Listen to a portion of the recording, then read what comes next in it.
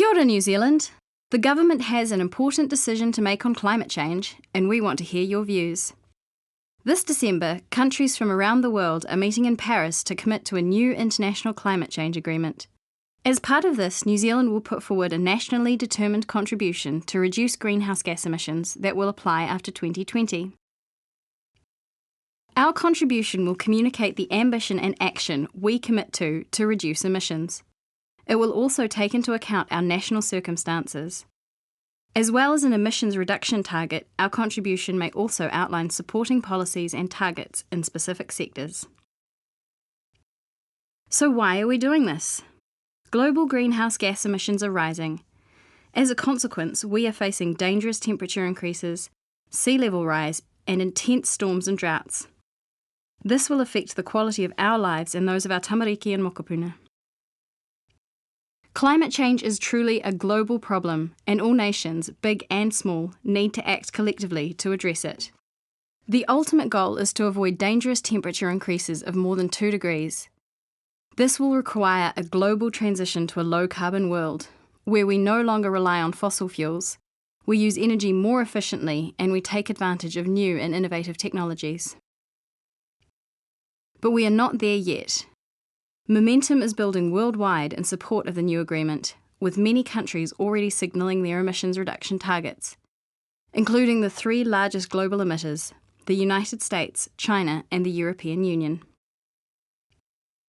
We expect to announce New Zealand's contribution well in advance of the Paris meeting in December. Our contribution will need to carefully balance the costs on New Zealand households and businesses with taking ambitious action to tackle climate change. Our contribution will also be compared with the action of other countries, and whether it represents more action to reduce emissions than what we have committed to in the past. New Zealand has unique national circumstances which create challenges for setting our contribution. We are a small, lightly industrialised country with a rapidly growing population. Nearly half our emissions stem from the agricultural sector, and there are few ways to reduce these emissions in the near term. We have one of the highest levels of renewable electricity generation in the world, leaving less room to reduce emissions in this area.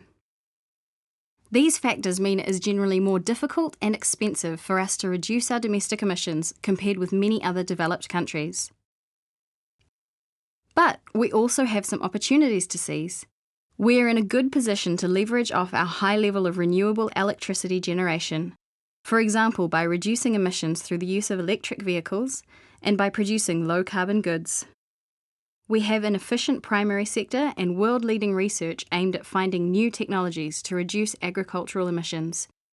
And our land is well suited to forestry, which can offset some of our emissions.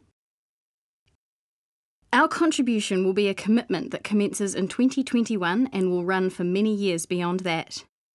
Looking that far ahead is difficult, and no doubt things will change, including what is economically and technologically possible. We have to think about this when deciding on what we commit to. This is just the beginning of a conversation on New Zealand's response to climate change after 2020. Over the coming years, we will need to review our domestic policy settings to ensure we meet our target. The contribution we put forward and the actions we take to achieve it are important decisions affecting all New Zealanders. We want to understand what's important to you to help inform these decisions. A discussion document, which outlines the issues involved in setting New Zealand's climate change contribution, is available on the Ministry for the Environment's website. So get in touch, have your say, and together we can set the course for reducing our emissions and transitioning to a low-carbon future.